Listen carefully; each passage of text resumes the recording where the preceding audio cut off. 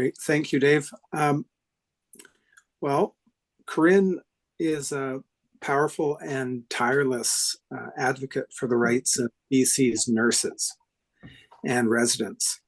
And for some 3 years now, she has been working on behalf of the thousands of nurses in BC who were unlawfully terminated after refusing mandated injections of the mRNA COVID-19 genetic vaccines.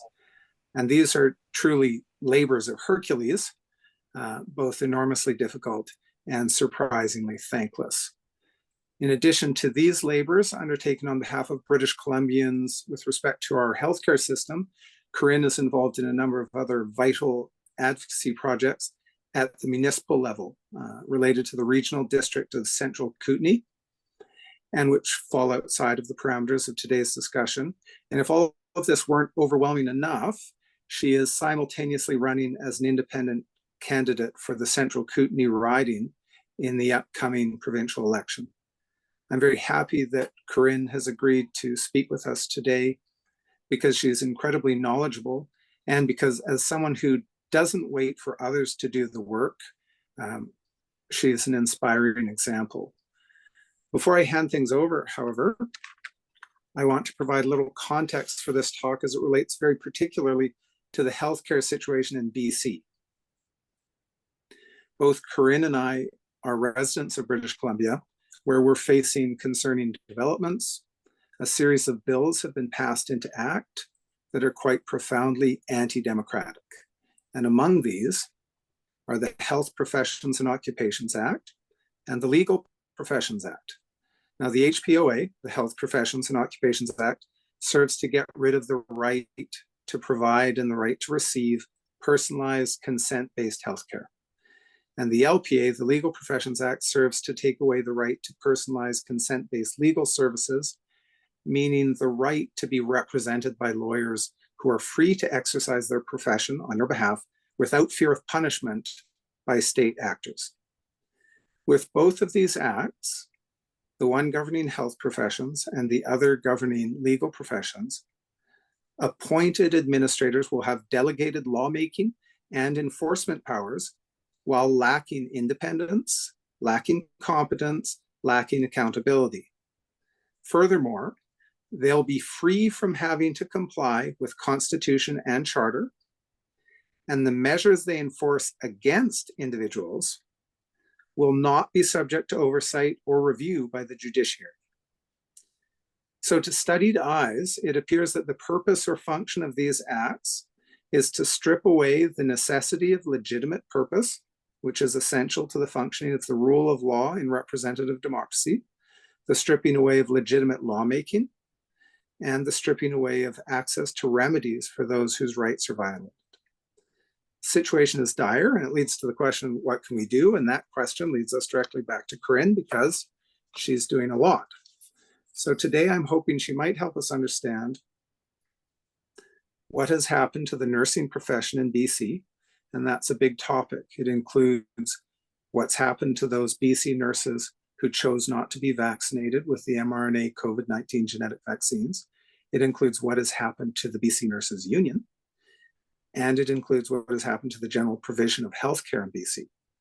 And if Corinne can carry us through all of that, we might even get to the vital question of what we can do about all of this mess. Originally, I drew up a series of questions that I hope Corinne might answer in something like an interview format that would take us through the dramatic twists and turns suffered by BC's nurses. But then we met and talked things through and decided a more fluid approach was preferable. We did, however, agree that if a set itinerary was not really what was called for or unrealistic, we'd nevertheless consider addressing a small handful of topics. And those are: the first, professional ethical standards; the second, employment and rights and the role of unions; the third, public money and the difficulty in tracking where it goes; the fourth, the lawless behavior of the managerial or administrative state; and the fifth being the fact that we have a big problem.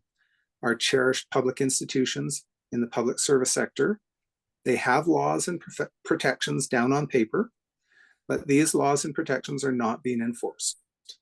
So if the managerial state is intent on behaving lawlessly, what kind of advocacy strategies are required to bring about the needed correction? I hope that was all right, Corinne, and I'll just hand it off to you. All right, as you were talking, I think all of us need to take 10 seconds and remember where we were 3 years ago. Remember that viewpoint, because we had no idea what was going to be in front of us. Now I'd like you to think back to today and how much you've learned and what you know and what has been reinforced in your very being as to what your role is at this point in time in history. So we have these two perspectives. 3 years ago, I was a nurse that was working in the local emergency department, medical units, COVID units, home health. And I was discovering that things that were being told to us via media and the government were not what I was seeing in my real life. We also were being threatened with the loss of our employment and livelihood if we did not follow the coercion of being injected with these mandatory vaccines. And I was very lucky in that I was in a region where there was considerable refusal to cooperate with this. So in just my local area, I was able to find 40 nurses within my very close proximity that we all banded together quite quickly and made the decision that we would not get vaccinated. And we were only able really to have strength in this because there was a group of us. I came from a background of being self-employed. I did my nursing and graduated when I was 50 in 2015. So I was relatively new. I had been working as a nurse for about 6 years. So I've gone through the post-secondary education just recently. And because of my private background, I was not experienced or educated about unions. All I knew was that when a nurse gets terminated, and in BC, we were terminated. We were not put on a leave of absence. We were terminated. All I knew was that, well, the union would protect us because it had already gone through recent policy changes with the province that in 2019, no nurse would ever be disciplined again for not taking a vaccination. So we knew that this was the actual decision that had been made between the government, the union, and the employer, and we expected that they would abide by that. So it was a bit of a surprise to discover that nobody actually follows the rules or has any intention of enforcing agreements that are put in place to protect us. So that started the path of, as we were trying to work out if we were going to be able to go back to our jobs, it became much more complex. And as we started discovering some of the components that contribute to what has allowed this situation to take place in BC, the fact that the government would have the ability to remove your livelihood and your employment over your refusal to take something into your body is actually quite significant. So what contributed to this? Well, what we discovered with unions, and it took us probably 1.5 years to really work this out. I was able to organize about 800 nurses on a group, and I was the center hub for any communications and information that was coming through with their personal experiences. So I was able to be a command center in terms of seeing the communication that was coming between the government, health authorities, and nurses, and being able to compile it into a picture of what was going on. We also were able to get legal advice that helped with this process. But the overall picture is, in BC, we have at least 40% of the workforce is unionized. And when you become a unionized member, you legally give over all representation in the workplace to the union. You no longer have the right to protect yourself in the workplace. You have no legal right. It is the unions. And in Canada, we are one of the few countries that this membership is mandatory. You cannot get the job unless you sign on the dotted line that you will become a union member. Other countries, it's voluntary.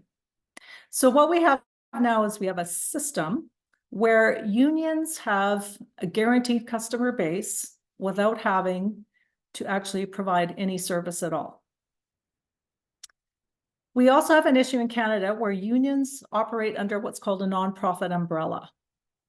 This allows them the legal protection to not have to pay taxes and to not declare their financial activities in a way that is transparent. So you actually have now constructed the perfect entity for corruption, because there is no way to see what is going on behind the covers. So we learned all this as we progressed through this experience of trying to actually get our union to represent us, because it was refusing to do so. It was treating us as if we were invisible. And over the course of the last year, we started to notice that our provincial government was giving extremely large payouts to the union. Now, in our case, the BC Nurses Union, the role is to hold the government accountable. And what was happening is union dues that were being collected from nurses were running between $60 and $70 million a year. And the BC government was giving over hundreds of millions of dollars to the BC Nurses Union in the guise of a few different categories. I'll give you a few examples. So last year, they received $100 million for nursing supports to give more mental health benefits to nurses. The nurses actually never received that money. And in fact, the union doesn't need to receive that money, because all that had to happen was that their Pacific Blue Cross benefits could have been increased to allow for more counseling sessions, but that money went to the union. There's a memorandum of understanding where the government agrees to give this union, last year it was 200 million, this year 250 million, and then every year thereafter will be 300 million under the guise of nurse-patient ratios. Except we discovered that prior to the mandates, there were 2,000 empty positions, and after the mandates, there were 5,000 empty positions. And the only way that you can enforce nurse-patient ratios is if you have nurses. And somehow, even though they're getting hundreds of millions of dollars, the union doesn't have a solution for providing nurses. So what we have is, this is public money, taxpayer money, that the government is giving to the union with an illusion of actually solving problems. And then as this money accumulates in the union, there's no way for anyone to see where it's going, how it's being spent.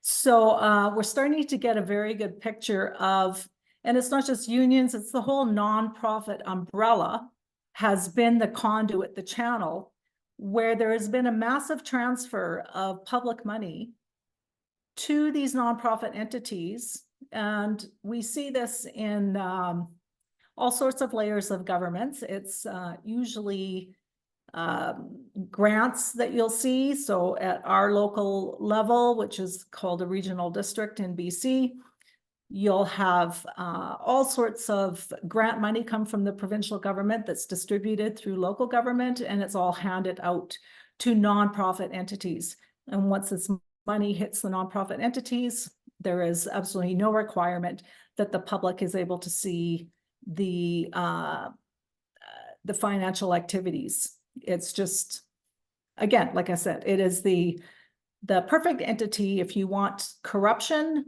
this is how you can do it. The transfer of public monies to these entities is a way that our funds and resources are being leaked out of the system and diverted to entities that we cannot track. As I was battling with the union, and of course, when you're a union member, you cannot use the court system. You have to access the administrative law system, which is provided through the labor board. There's all sorts of restrictions and processes that are required to go through that process. And we have attempted accessing it a few times, but there are some blockages that they put up in the path. So I'm not going to get into the details of that. I'm just going to say that after 3 years, we are still trying to access a system that will give us representation and the protection that we should have that is available to non-unionized workers through the law, but we as unionized cannot access. So what I've now discovered is, like I said previously, if 40% of the workers in this province are unionized and they have no way to protect themselves, it's much easier now for the government to take control of any kind of action that it wants to push through in the employment arena, because once it has control of the unions, the worker has no recourse. So it has been a huge transfer of power, which we assumed that unionized workers actually had a more powerful, robust representation, but in fact, it has been compromised. And now we find ourselves in a place where there is no protection. And interestingly, I notice now with the rail system that this latest challenge came up where Teamsters were going to go on strike. So we either have unions like ours who just take the financial payouts and don't represent the workers, or if you have unions like the Teamsters who are trying to hold the government accountable, going to go on strike, the government just comes in and says, we're forcing you back to work, and we're going to come after you if you do pull a strike. So you're either compromised with payouts or you're disemboweled. And either way, the role of the union has now become unfunctional. And so the representation of workers has diminished. So we have that issue. I also then started getting involved in monitoring what was going on with our local government. Again, watching how taxation has significantly increased in the last 10 years. The amount and the size of government that has expanded uncontrollably, and the cost that is being downloaded onto the average resident now in terms of not just your property taxes, but the cost of carbon tax on all of our goods and services, and the fact that just overall, the middle class is losing their asset base, and there has been this slow transition of all of our wealth being given over to the government via these mechanisms, taxes, higher interest rates, cost of living. And we are now in a period where our ability to be independent, which would be based on the fact that we do have assets, that we have resources, is all being eroded away. And we are entering a state where we are becoming more and more dependent on the government because of the mismanagement of how our resources have been wasted. Now, let's go back to Matthew. You want to talk about professional standards. Okay, so here we have institutions where we have healthcare, education. These are all things that our society is constructed to benefit us. And yet the only way that these things can really function well is if there is some kind of moral, ethical standard that is implemented by those who are providing these services. So the first step in taking out healthcare professionals, which is a sector that is it's foundational, and we are guided by ethical standards, which would be we have to respect the personal choice that any patient or client makes, and that we have to support that. So that guides our interaction with the public, especially when they're in a vulnerable state. Okay, so if they're having a health issue or mental health crisis, whatever, the foundational principle is that we do not exert our force over someone else, that they have a right to informed consent, they have the right to make their own decisions, and that it is our job to respect that. So that's a fundamental position in order to keep the balance of power fair and equal. And so by going after the healthcare professions first, what they did was they destabilized the value of ethical standards, and they punished those who were actually trying to exhibit and operate by those standards. So now the ones who took them seriously, that our ethical standards could not be compromised by coercion of an injection, were removed out of the system. So now you have, I'm not saying that everybody that stayed in working does not have ethical standards, but I'm saying that a large force of that sector that did value that is no longer present in the system. So, Matthew, do you want to interject anything here before I keep going? Well, I wondered if you might say something about the protections that did exist and that were associated with the flu vaccine and with the struggle by BC nurses and Ontario nurses, because they were being they were having the influenza vaccines mandated, and then if they refused them, they were then punished by being forced to wear masks in, I believe, Ontario and BC.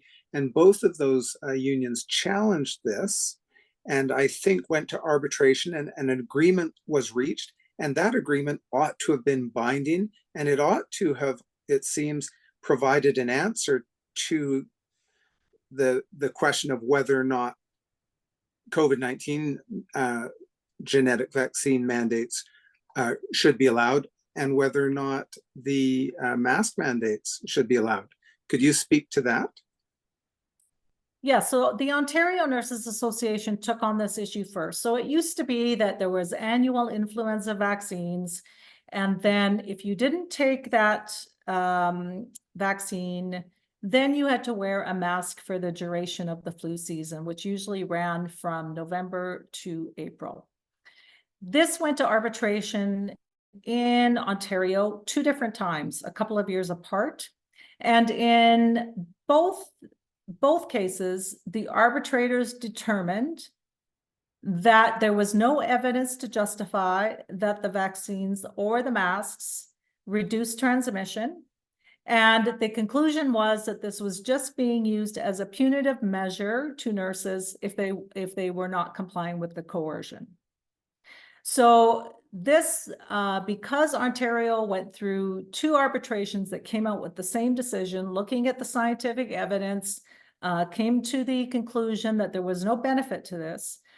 Then the BC Nurses Union went to the Ministry of Health and the Health Employers Association of BC and said, okay, this has already been established through 2 arbitrators. There's no point in making us follow this same policy, which was the mask or vax vax or mask policy.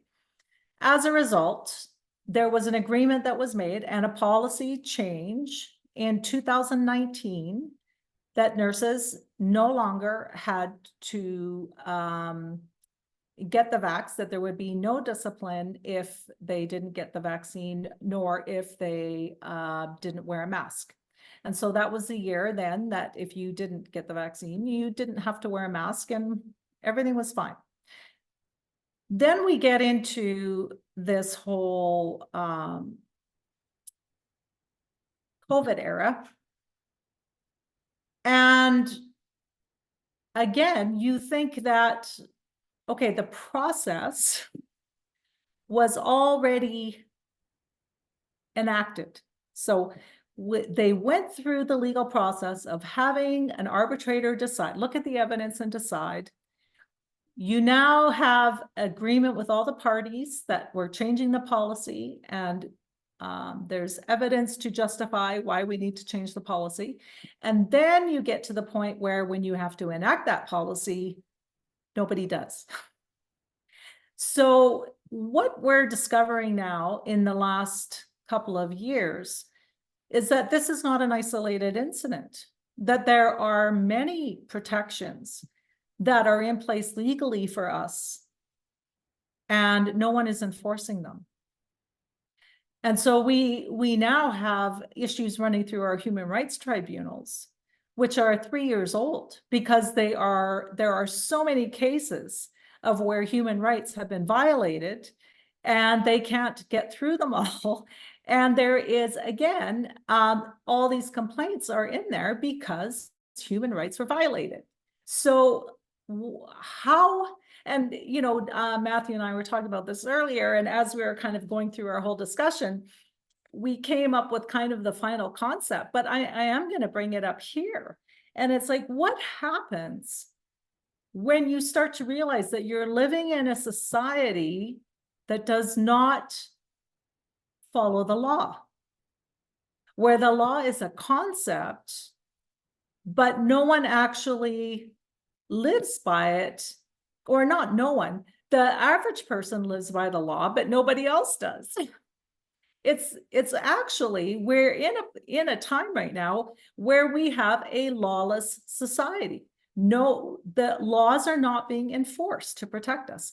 So then what happens to us? What does that look like in terms of, one, how do we live in this era? How do we respond? How do we bring in a response to this? Go ahead, Matthew. So arbitration set in place a legal framework that the union could have used to protect the nurses, the same nurses who were fired in BC, could have used. It was there in place, it was robust enough, and it could have protected you and all the other nurses who were fired, and it could have put an end to the mandate for vaccination, and it could have dispelled the notion that there was need for masks. I mean, obviously, surgical masks aren't designed to prevent the transmission of aerosolized respiratory viruses. We know that, but it was already there in arbitration. The union could have used it, didn't use it. What did the union do instead? What did the union actually do? Because I don't think most people have any idea. We just assume the union is out there trying to help. So right when the termination started, our president resigned, the vice president went on leave, the chief executive officer went on leave. Basically, all of the leadership of the union left the building for like 4 months during all the terminations. And then we found out later, we actually have a recorded interview with the president that resigned. She did an interview with our legal team and stated that she had to leave because she was bullied. Now, I don't know specifically who bullied her, but she was one of the participants in this whole process of getting this policy changed around the vax or mask policy. And so she could not support mandates for nurses because, again, this had been something that was agreed upon between the employer and the union and for the employees. What we discovered was basically unions have become filled with people who are uneducated, ill-equipped to mount any kind of stand against the government and take on positions that pay well, but actually have no power. And this communication was coming out quite a bit. So in our province, what ended up happening is they fired a bunch of nurses, and then the province had to transfer over into hiring a lot of travel nurses to fill in these positions. Now, interestingly enough, a travel nurse does not have to be, they're not unionized. And so what was happening was the workplace was getting full of non-unionized workers that were getting paid more than the unionized workers. And there was like no response to this. Like, can you imagine any other time in history where a union would allow a non-unionized worker into the workplace that was getting paid more than your unionized ones and just stand back and watch? It was just another characteristic of the fact that unions are, they're just not a force. They don't have a function in our society anymore. But what they are doing is keeping the average worker from being able to get legitimate legal representation and protection, which is available to those who are not unionized. And in the case of the BC Nurses Union, you said the president resigned and someone new was appointed, and that person is still at the helm. And how has that person responded to your attempts to negotiate on behalf of the terminated nurses? So this is kind of a construction that is similar even for governments. So our local government. So what you have is your elected officials. So in the union's case, president, vice president, treasurer, secretary. In a local government, it's your regional directors or your town council. But then there's always the staff that are hired, and they're not elected. So they're staff, they're paid staff, and they are the ones who are supposed to provide continuity. However, it is the paid staff that can often lead the direction of the union or the government rather than the elected officials. So in our case, the CEO, who his name was Jim Gould, he was a lawyer. He took over this CEO position, but interestingly enough, he was also the partner of the legal firm retained by the union. So he's acting as a CEO and he's acting as a partner in the firm that's benefiting from all the union business. Now, we actually put in a complaint to the Law Society because this is an example of a conflict of interest. It's one of the examples the Law Society brings up. You cannot have a lawyer work for a union if they are part of the ownership of the legal firm. Like it's one of their examples. Yet when we submitted this complaint, it came back to us saying, to me specifically, well, I'm not a client of his, so I can't put this complaint in. It's like, what has that got to do with anything? So again, there was this, we were starting to see that one, the healthcare and the government were not upholding the rules of the game. Then when you bring things to the Law Society, for them to provide correction to things, they were refusing to accept their responsibility and to address what was going on. So now we have this CEO who is the only person that is doing the negotiations with the government. We know this. He's admitted that he's the only person. The elected board does not. And it is his presence that has basically affected the trajectory of what's happened with nurses in this province. Now, interestingly enough, July 26th, Bonnie Henry finally did rescind the mandates for healthcare workers almost 3 years after they were implemented. There's two issues with this. The first one is we have been trying to get healthcare workers back to work, and we are still finding that many of them are being denied being hired. So even though we were told that nurses could reapply and come back to work, that is actually in practice not happening. The other part was that you had mentioned earlier, Matthew, about this Healthcare Professions Act that was put through legislation last November. And in that act, we saw a development now of the restrictions or requirements for practice being put into this legislation, and vaccine mandates being incorporated into now a licensing issue rather than what was previously an employment issue. So in BC, when Bonnie Henry put out the public health order, she never stated that healthcare workers had to be terminated. She just said we couldn't work. The health authorities are the ones who implemented the terminations, which was a violation of the employment contract. In BC, it was not every healthcare provider that was affected by this. It was only those that worked for the public healthcare system. So those in hospital, those who work for health authorities. Private healthcare could not be controlled by health authorities, and so they retained their autonomy, their independence. They were able to protect themselves. With the Healthcare Professions Act, now vaccines are attached to your license, which is different than your employment.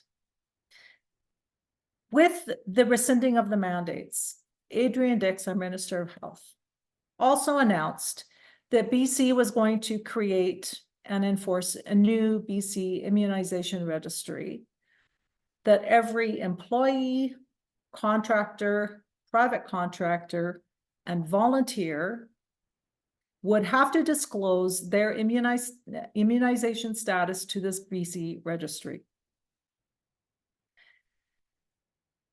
This can be accessed a few ways. One, if you happen to have records of your immunization status, you can submit that. If you have a positive test result that you had COVID, your lab result says that you've had it, you can submit that. For those who don't have records, there's only one way to check your immunization status, and that is through blood work. So what is happening now is the province of BC is compiling your personal data, which they don't have a right to. That's your medical information. And if required, they will go after your biological data. And they are now creating this net that will rope and strangle every single healthcare professional in the province, because now all of this is being tied into your license, your ability to practice in BC, whether it's under the private or the public sector. So when the vaccine mandates were rescinded, and it was also announced about this registry system, it became very apparent that this was not a win. It was just another step in the government having full control over the ability for a healthcare professional to practice in this province.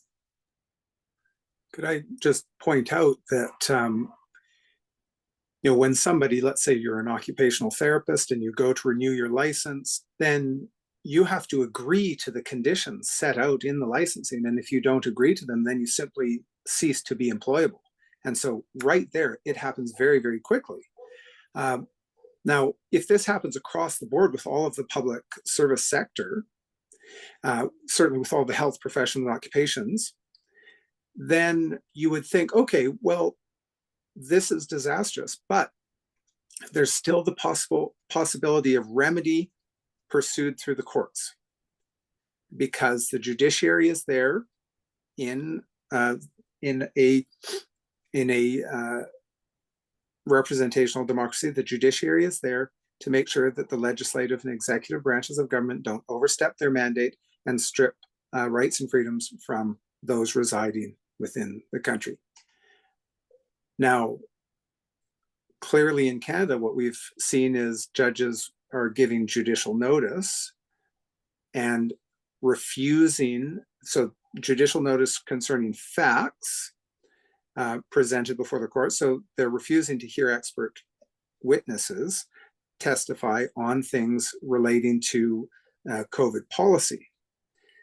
That means they're deferring to the legislative and executive branches of government that they're supposed to oversee and correct, just as the unions are supposed to defend employees from the employer, which is, in this case, the government. Now, there's still recourse to advocacy through the legal professions. And in BC, that's where the Legal Professions Act comes in. So you have a judiciary that's deferring to the administrative or managerial state, which is an extension of the executive branch of government, and it's not elected. They're deferring to that branch of government. And so there's no oversight, no help, no remedy. And now the legal professions will be bound so that if a lawyer attempts to help, they can be severely punished. So everybody in all the professions can be held accountable by a system that is itself lawless. And so I think this is what Corinne has referred to on multiple occasions already, is that we're living in a society that appears lawless. And by that, I think what she means is that some of these cherished institutions that we have and that have enshrined protections and ethical professional standards, they simply are not abiding by those. And the only people who are expected to abide by the law are the individuals who are being crushed by these institutions' failure to adhere to the protections and laws that we've all participated in creating in the first place. Sorry, a little bit long-winded. Yeah, no, that's good. And then what I'll fill in is, because maybe some people aren't aware, when this Healthcare Professions Act was activated, how we had run in this province was every healthcare profession has its own college. So you have your College of Physicians, your College of Nurses, your College of Dentists. Each of these colleges are run by elected representation from that profession. So this is people who are elected from that group, the membership, and they can choose who they want to represent them. And it's from somebody from your own profession. What the government decided, though, was it was going to take, there were 16 colleges. It amalgamated them down to 6. They removed the elected officials and they appointed government appointees now to run these colleges.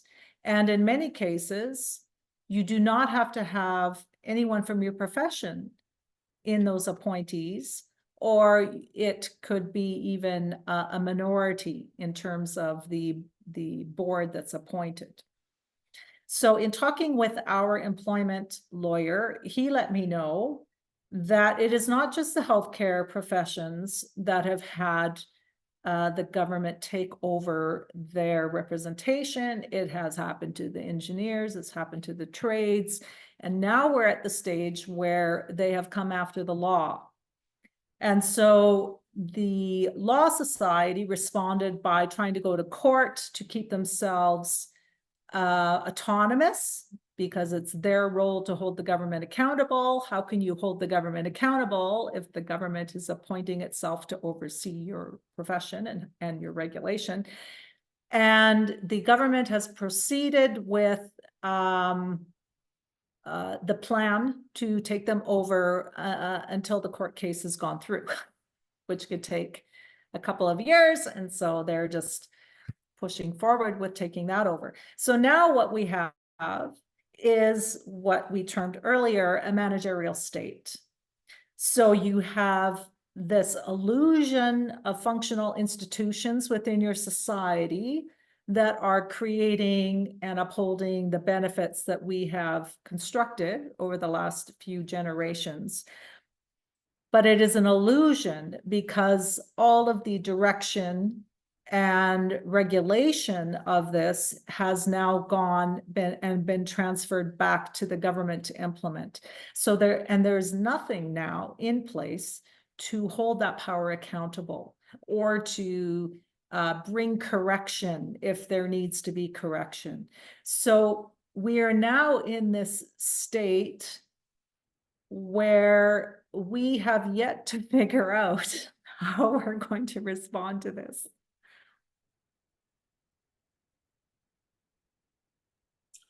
Very concerning.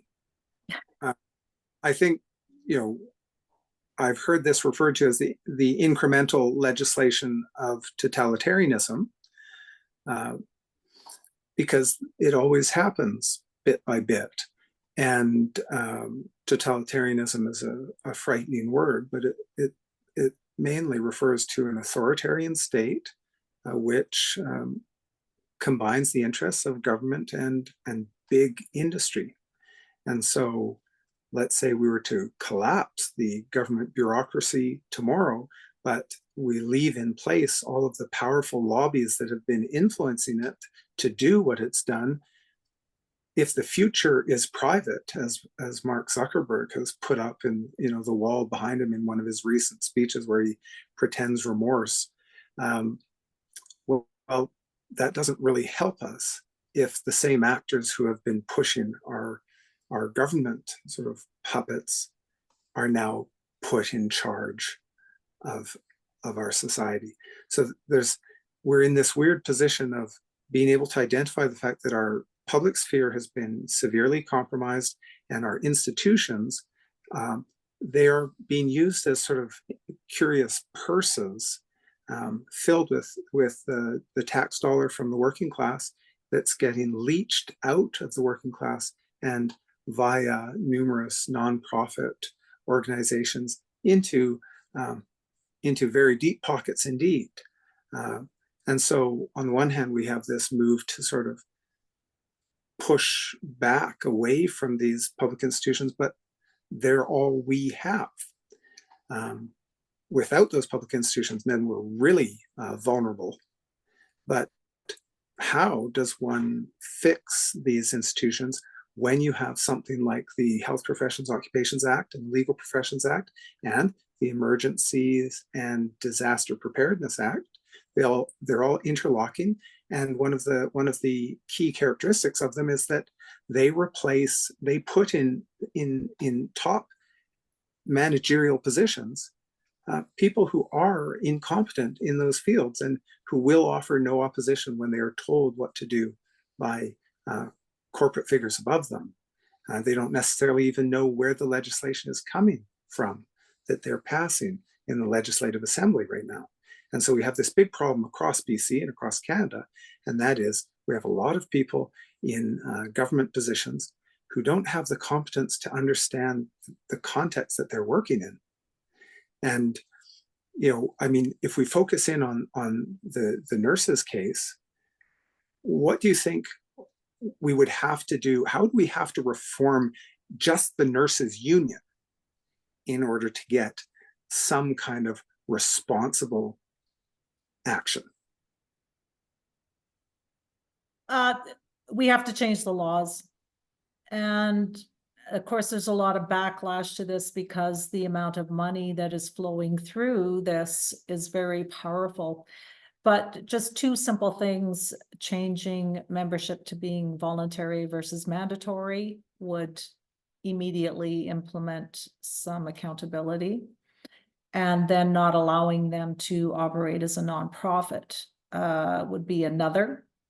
Another example, I'll just let you know. So the Ministry of Health in BC pays 1% of every nurse's wage to the union under a program called the Retiree Benefits Fund. So this agreement was made that money would be set aside to help retired nurses offset some of their costs when they're not working as much.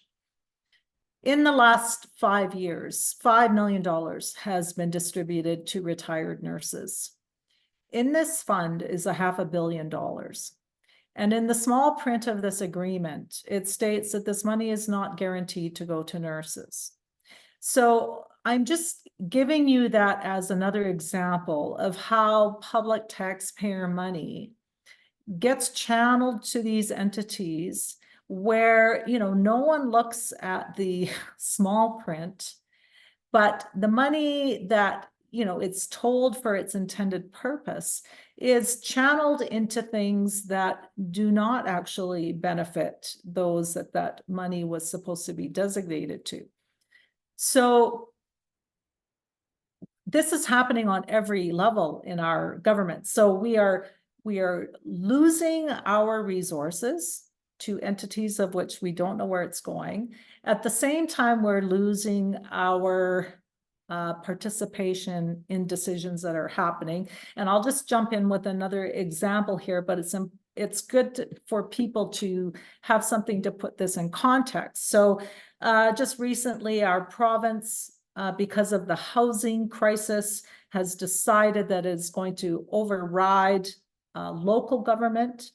And it is dictated now that in certain populations, cities of certain populations, we need to change the bylaws so that there can be more densification in municipalities.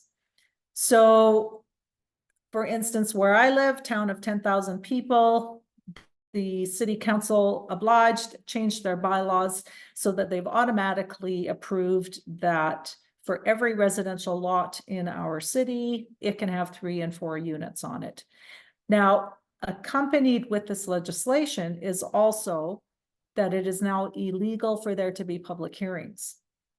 So what you have now is one level of government, the provincial government, has now dictated to our local residents, our local area, that they can now allow developers in to triple or quadruple the size of the population without having responsible infrastructure in place.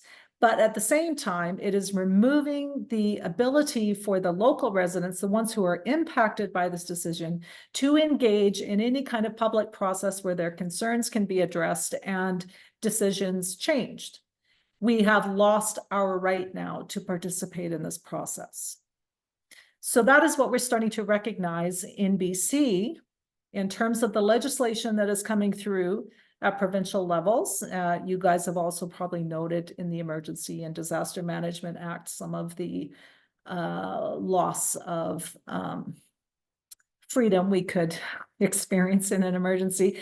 But it is just this intentional construction of law to ensure that we no longer have the right to participate in the decisions that impact us.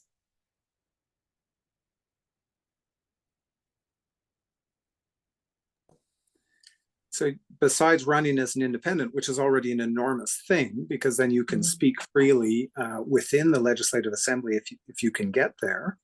And I think that sometimes politicians who get thrown out of their parties have that, that unlooked for benefit.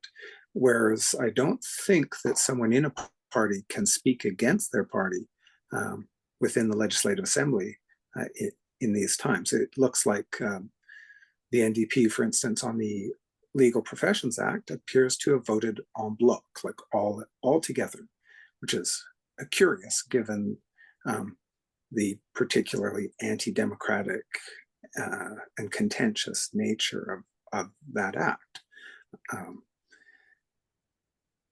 Are there other, I mean, it sounds like you're suggesting that one of the things that needs to happen is forensic auditing needs to become sort of mandatory and regular for any nonprofits working together with public institutions, public service sector institutions.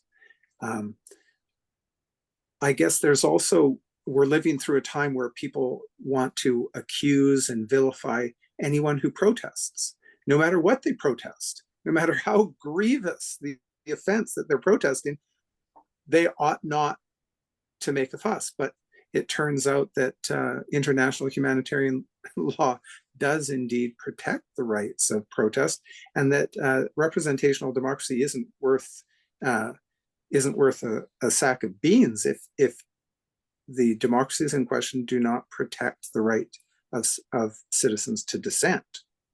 The question is, what does dissent look like? What do you think dissent looks like, in addition to the considerable work you're doing running as an independent? And I've seen some of it. It's endless. The work that Corinne does is absolutely endless. Thank goodness it's not me doing that. I just couldn't. But do you have some more thoughts on? Well, I'll tell you about a friend of mine, Farrell Siegel. So Farrell is a retired engineer in our community who has been dedicated to highlighting the Coots Four, those 4 Alberta men who were arrested and put into remand center in Alberta without real charges, who have had court delayed for 850 days. And even when the last 2 were found to have the charges were to be dropped, they're still in jail. And so Farrell goes quite often to the Lethbridge courthouse to protest. And in July, he was there again, and he wrote on the sidewalk in chalk how many days these 2 men had been in jail. And as a result, he was arrested and charged because the jury had not been sequestered. And if they had happened to walk by the sidewalk, it will have compromised their decision-making. And so he was charged with interfering with the jury, because the jury had not been told that these 2 men have been sitting in jail this whole time. So now Farrell has to go to court in September to deal with the charges of interfering with the court because he wrote this on the sidewalk. That is the level of what is going on. Now, I'll talk briefly about the whole independent thing. I was not expecting to have to take on this role, but like I said, when I was in watching what was happening with legislation, seeing what was the impact that was going on in our local communities, and finding out that we are losing power daily, it became clear to me that we need somebody in the provincial seat here that is actually going to work on behalf of our community. So I decided I'm really one of the only people I trust. So I thought, okay, I'll take this on. I have a good knowledge of what's been going on. I was initially looking at trying to be a candidate with the Conservative BC Party. And unfortunately, in my interaction with them, I discovered that there were indications that they had also already been compromised. And so as a result, I decided I was going to have to go independent, even though there's a lot of propaganda that independent has no power, etc. Actually, what I'm discovering is that if you are a MLA for a party, you have no power because you don't have a say. You do not get to represent your constituents because the party is going to tell you how to vote. And in my community, I'm in communications actually with quite a few Conservative candidates. And it is very clear that they are not being prepared, equipped for the job that is going to be necessary in repairing the damage that has happened to our province because of government decisions. There seems to be this intent to keep candidates and MLAs uneducated so that they are easily led to make whatever decisions the party tells you. Now, somehow in our society, we have not developed enough that when we are looking at elected officials, so far the only requirement is that they're a Canadian resident, citizen, and to be 18 years of age. We haven't evolved in terms of like, have we ensured that that person can read? Do they understand financial statements? Do they have any credentials at all that would qualify them to make decisions on behalf of the rest of us? We have not implemented anything. And in terms of, government employees, because we have diverted from the whole concept of being hired based on merit, and now it's changed to whatever minority checkbox you can X off.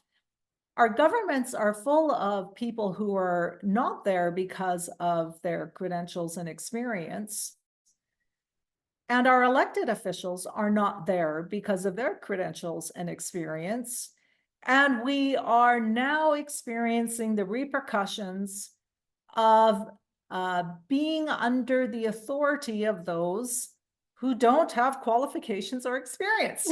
And we're paying the cost of that. And so now I'm stepping in. I've had to go independent because I'm vocal about what I know, and the parties will not allow that. And so now I'm taking on issues. And today we just had an announcement in our province that the two main parties, the BC Liberal and the Conservative BC Party, who were going to be sort of the opposition to our NDP party, which is the party that has implemented all of these punitive policies over the last few years, have now decided to join one group. The conservative movement gained power because the people were responding in counteracting all of the authoritarianism that was coming from the government. The Conservative Party gained power because people were stepping into these seats who were representing the voice of our residents in this province, who were wanting independence, wanting the government to function as a support system, not as the managerial state. And instead now, with this amalgamation of the two parties, what we're having is what I call the recycled politicians that failed in their duty the last round are now taking over all the seats of the party that potentially had power to bring correction. And now the only one that's going to hold accountability to all of these different politicians is us independents. And this is getting to be I need 10 clones to keep up with all of the things that are going on now. But what we are seeing is this regurgitation of failed politicians crossing the floor, taking over the seats of candidates that potentially could have brought some resistance to what's going on. And honestly, I'm still at a loss as to try to figure out, okay, what's going to happen now? Because this is if you've ever watched Netflix, this is a whole compilation of House of Cards, Narcos, and the season finale where we have just this whole corruption of our government with it's just big. And do I have an answer? All I know is, what I can say is 3 years ago, all of us here right now had no idea what we were going to encounter. What I do know is that we were able to self-organize, that we have been able to bring in experts together, that we have come up with phenomenal research, analysis, contributions, networking in our communities. And so when I look at what has been accomplished in the last 3 years by a group of people who had no idea how to pull this off, I feel confident that we are amazing. And it's because of our presence in this country that we have a chance. Because if it wasn't for us, it would already be over. Speaking to something you said there about the government being full of incompetence, looking at recently, looking at the amalgamation of the colleges, one of the characteristic features of the amalgamation is that the people who are being put in charge do not have in their CVs, do not have a history of professional competence in the area they're being appointed to administer. And that is clearly by design. It can't happen over and over again by accident, but it's not just there. Liam, of course, is far better versed on these matters than I am, but there is Harry Caton's report for an inquiry into the performance of the College of Dental Surgeons of British Columbia and the Health Professions Act. This is not someone, he's paid a great deal of money to create this report that then is looked to as an authoritative document that is going to be used to guide reforms of this discipline, and he has no competence in the discipline. And then there are other figures like Alan Seckel, who has his hands in absolutely everything. He has his hands in absolutely everything that he does not have specific competence in.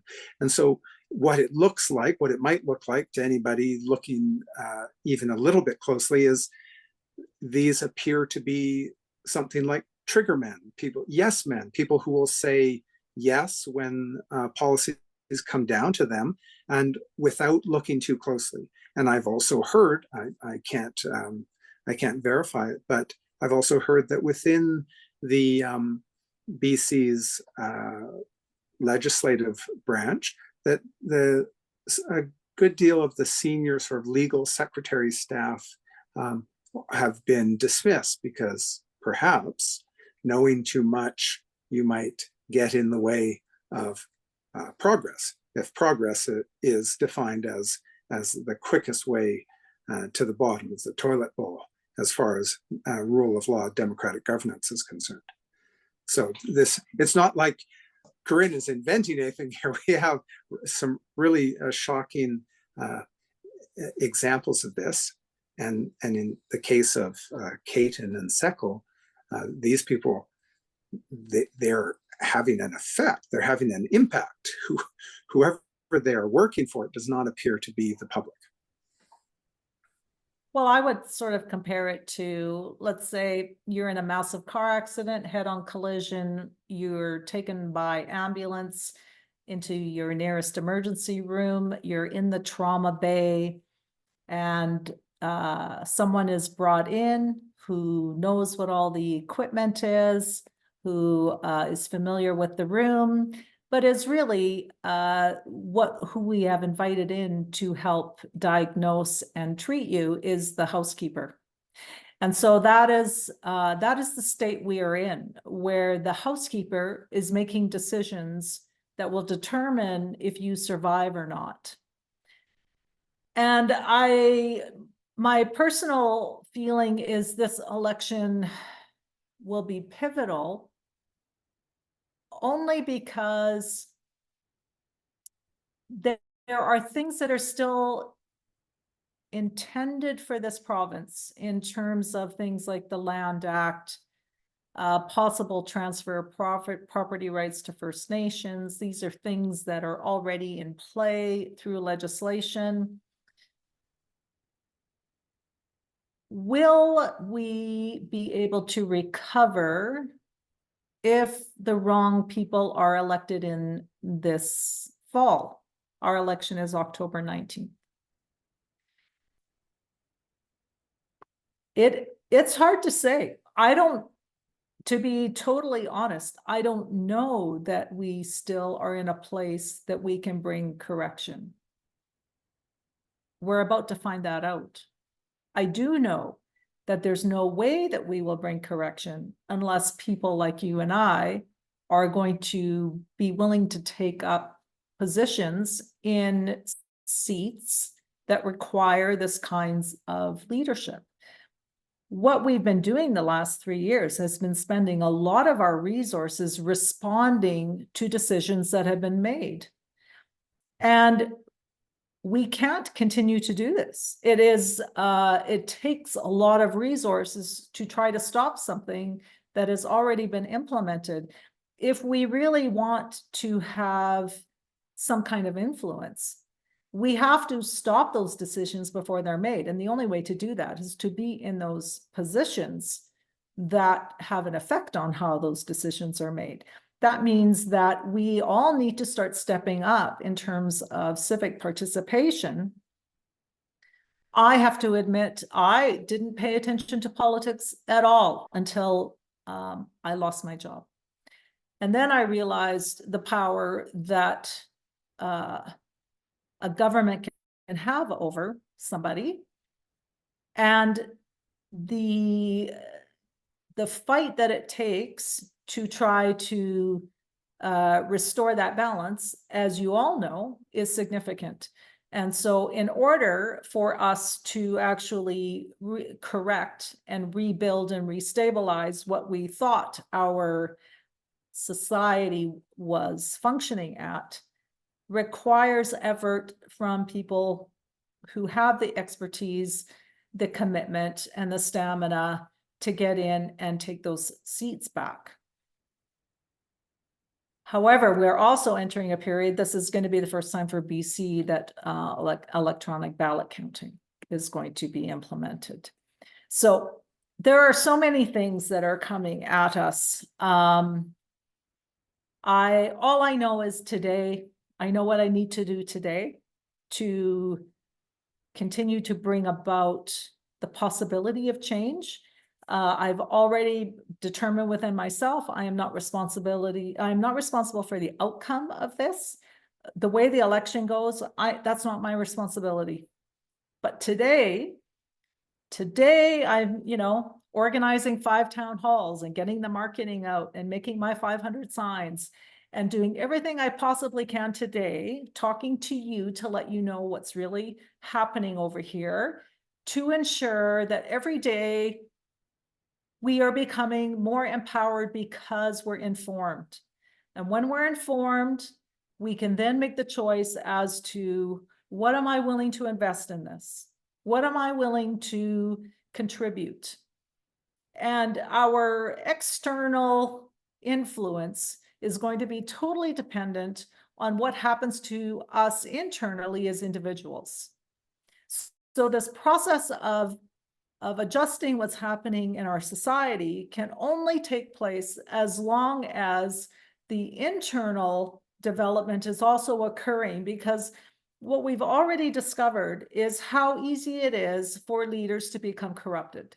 So how do I ensure that I don't become one of those people that, if is given power, that I don't become corrupted? The only thing I can do is make sure that my internal integrity system and my guidance system is operational. If I can ensure that, then I am at least worth something that the universe could use.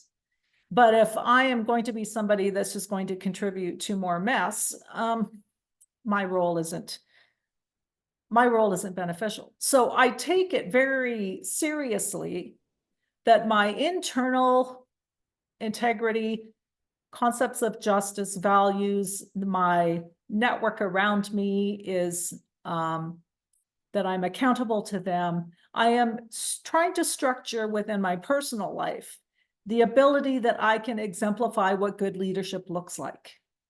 If I can't do that, I have no business being in a place where I'm making decisions over anyone else's bank account. So these are concepts that we also have to embrace, that this is not just about the pressures that are happening to us externally as a society. That is there because our internal development as humans over the last few decades has not had enough attention. And we're starting to exhibit what happens when your internal being is not operating well. It shows on the outside.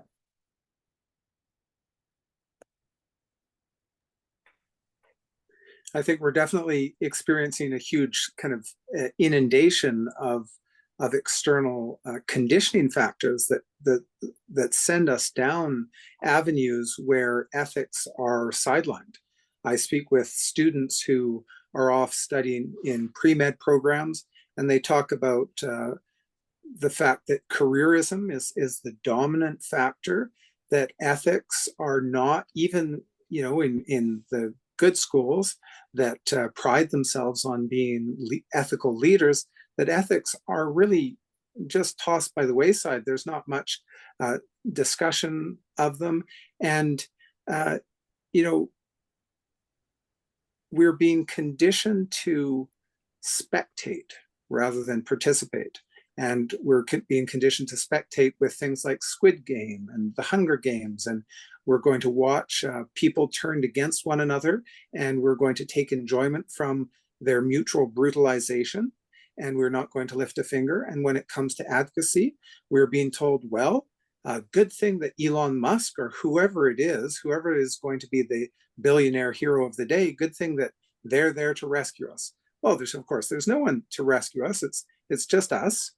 And we all kind of thought that these great institutions, and there are some wonderful institutions, the BC Civil Liberties Association has done great work, but it hasn't done a thing around COVID. It hasn't stood up for anybody.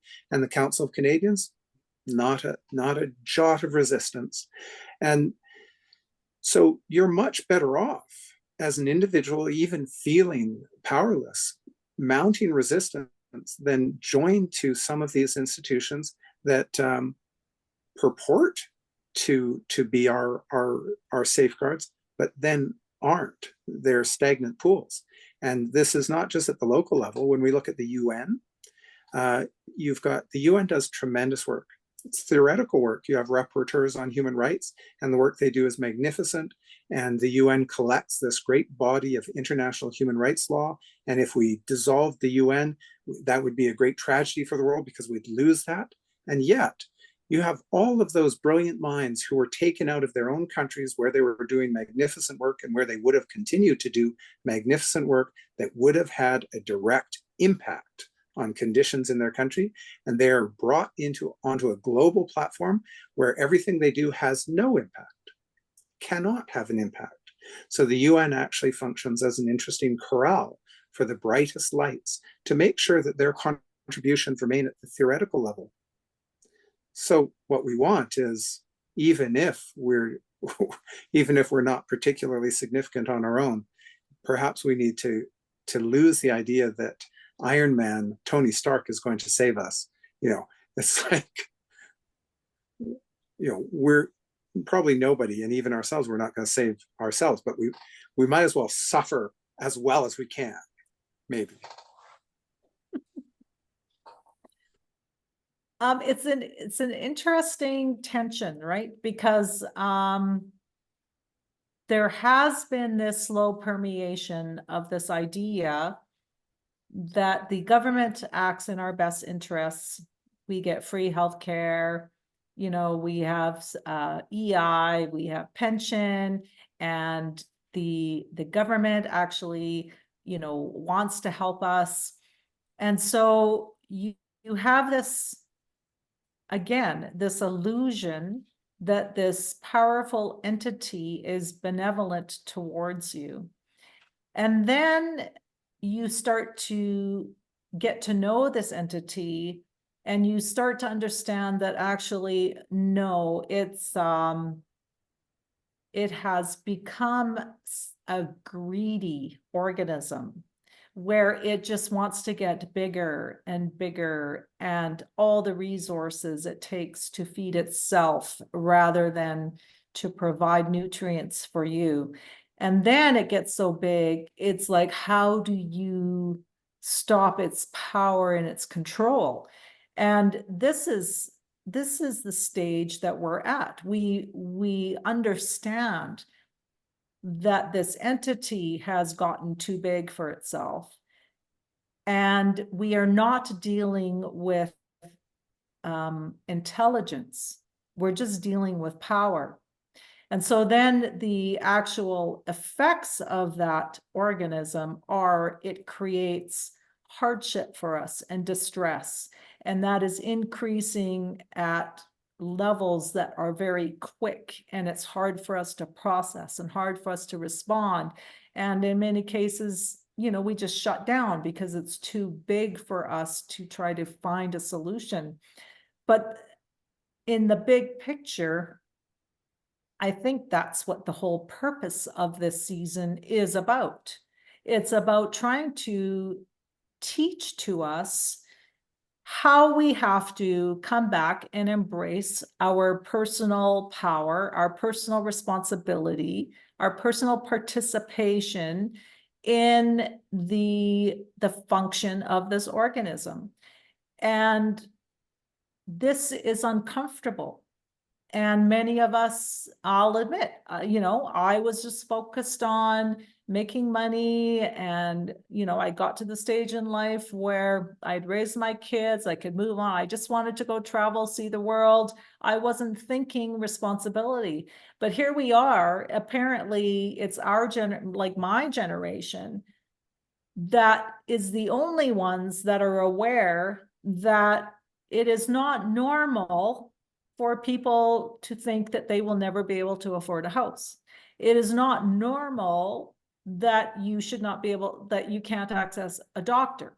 It's not normal that your emergency room is closed. We know this. My kids' generation doesn't know this. They think this is normal. So it has become our responsibility, the older age group, to be able to use our voices and our influence to say, hold it, you know, what's going on is not normal and there's something wrong. And so how do we actually live in a system where we are benefiting from this relationship instead of it's being intentionally created that people are going to oppose each other, and eventually there will be a fight on to who's going to get the resources and who's not. I mean, that's going to be the long-term effect of this.